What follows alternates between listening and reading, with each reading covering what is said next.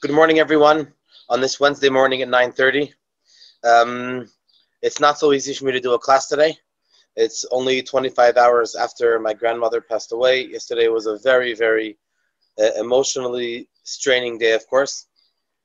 But I'm sure and I'm confident that this would be the will of my grandmother to do a special shiur in her memory, Chaya Sarah Bat Yecheskel.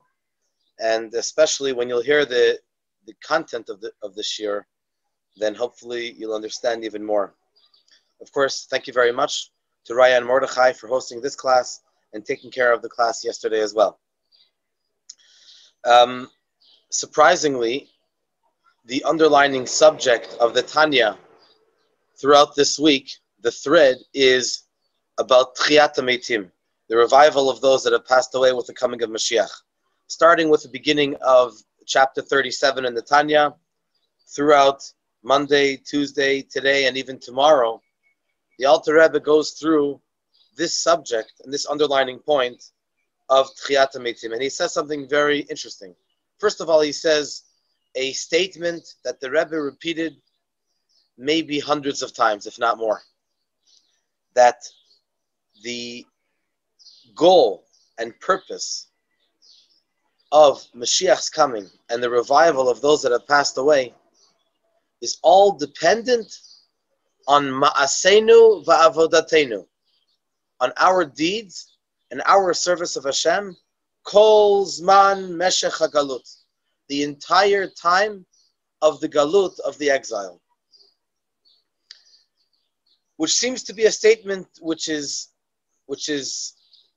needs explaining, and the Alter Rebbe himself explains this throughout the rest of the chapter, including today's Tanya. That it seems to be that what we do today, what we do during our lifetime, what we do during the time of Galut in preparation for Mashiach's coming, is only material mitzvahs, materialism. We're working with the world and running our own lives. When Mashiach comes, that's going to be something which is totally removed from physicality, totally higher and supreme and lofty, removed from any materialistic matters. But in fact, we see that it is not so. That when Mashiach comes, Mashiach is going to come as a human being, in flesh and blood. When Mashiach comes, he's not going to come to the world of Atzilut or the higher spiritual worlds, which there's no shortage of them. He's going to come to this materialistic world. This is where Mashiach is going to be revealed. And moreover, there's going to be Tchiyat HaMeitim, the revival of those that have passed away. Which means that after a person passes away, after 120 or after 180, the neshama goes on high. And every time there's a mitzvah which is done here in this world in their memory, then their neshama has an aliyah, an elevation. And every year on the yard site, the neshama goes even higher. And so on and so forth. And after all of the aliyot, after all of those elevations, the neshama is going to come down here to this world. Come back into a body. Yes, a materialistic body. Doesn't seem to make much sense. Why? And the answer lies in what the Alter Rebbe said at the beginning of this class.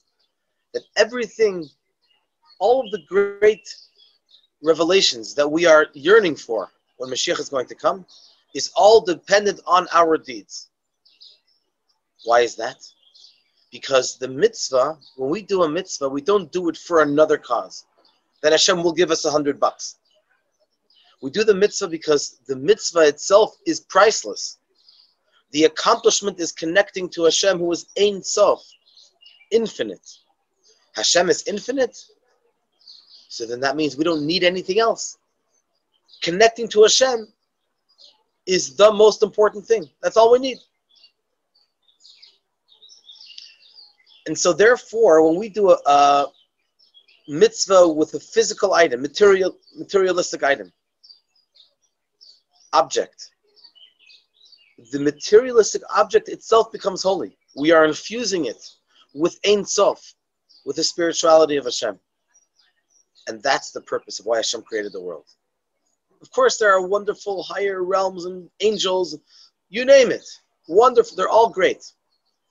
But nothing in the world, in the spiritual worlds even, can compare to a mitzvah which a human being does down here in this world.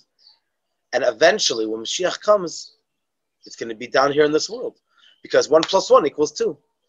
If Mashiach's coming is through our work, our avodat Hashem in this world, then it makes sense that Mashiach should be revealed in this world. And that our bodies should benefit from the great revelations of Mashiach. And he says at great length that every mitzvah that's done, obviously in a kosher way, then that mitzvah brings the Ein Sof into this world. So for example, the Alter Rebbe talks about the parchment that we write tefillin and mezuzot on a Sefer Torah. That when we prepare the parchment and we write the Torah, we are elevating the material of the skin of the animal, of the kosher animal, of course, and we are totally permeating it with the Ein Sof light of Hashem. We may not see it, but that's our problem. It doesn't change the fact. The fact remains the fact that this object, or an etrog, for example, which is not arla, we're not allowed to use it. It's just we're not allowed to touch it for the first 3 years. But and that means that because up until then it's called really tum'ah and klipa and the other side, and nothing to do with kedusha. But if we use an etrog which is kosher after the 3rd year, or money which is kosher money, not God forbid stolen from someone else, then the money itself becomes holy. The money itself becomes all permeated with the Ein Sof light of Hashem. Then he goes on to say that even if we say words of Torah and Tefillah, we're not doing something per se. We're just saying something. So you might think that maybe that's not so great. So he says we have a rule in halacha, akimat sfatav have maaseh. When you move your lips, that's called a maaseh, it's called a deed. So why should that be any different than the deed of giving tzedakah, the deed of writing the tefillin, preparing tefillin? You're also moving your lips. That's also maaseh. So that's just another way of utilizing your body and all of your different limbs. For example, your lips, to say words of Torah. And then the Alter Rebbe says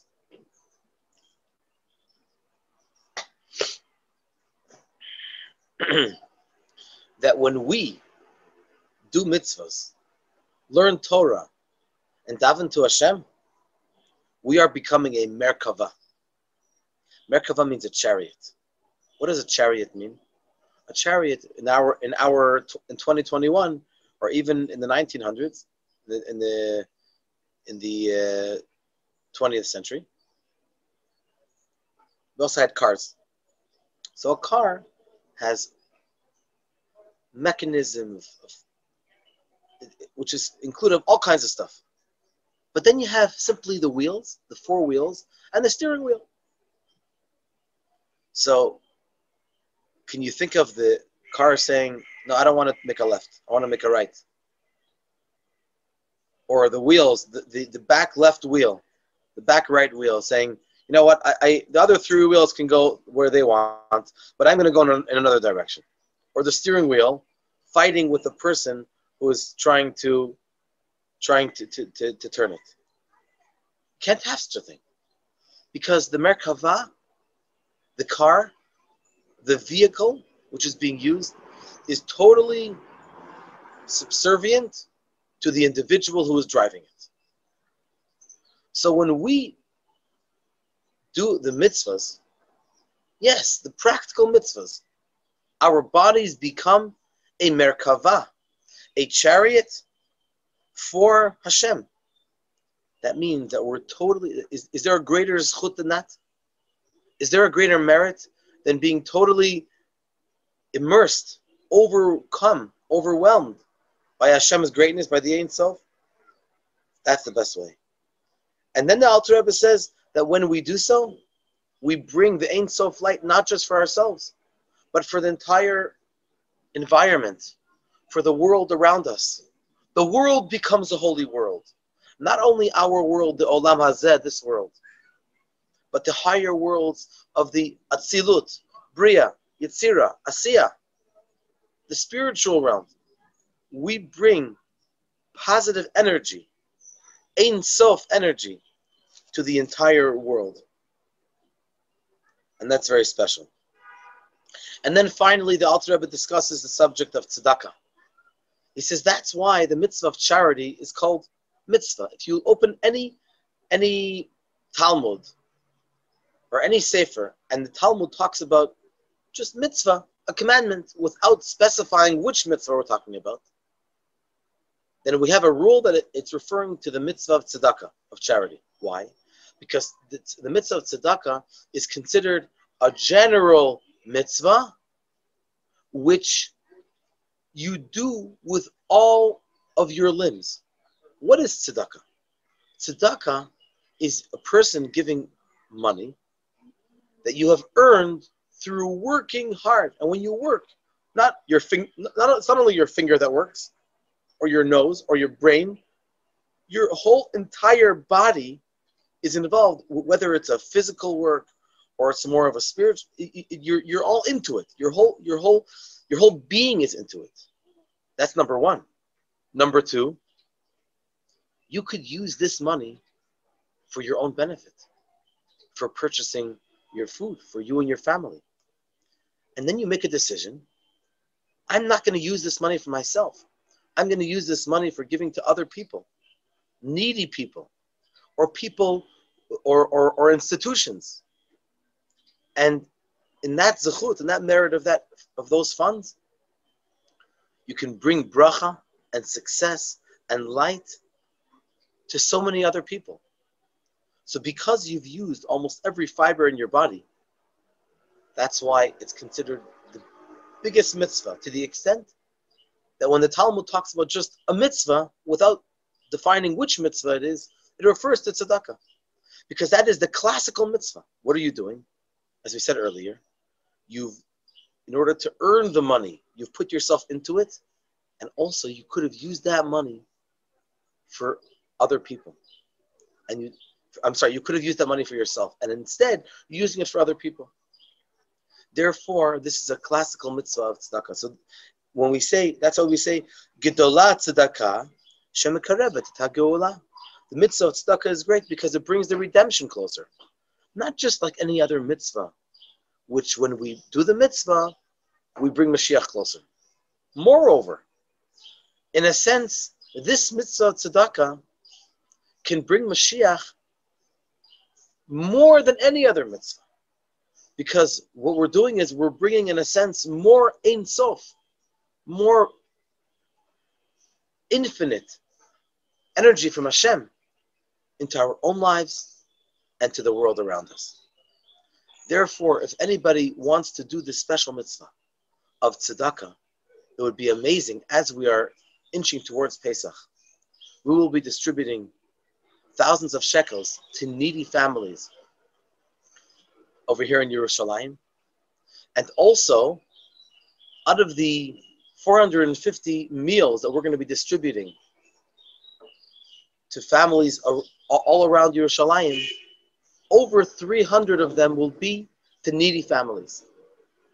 And each of these meals cost over 100 shekels. And it is a great zechut and honor for Chabad and Rechavia and Nachlaot to be able to bring happiness, simchat yom tov, to so many families. As the Rambam says, that you want to do a true simchat yom tov, true happiness of the Chag, that's when you bring over people to your homes.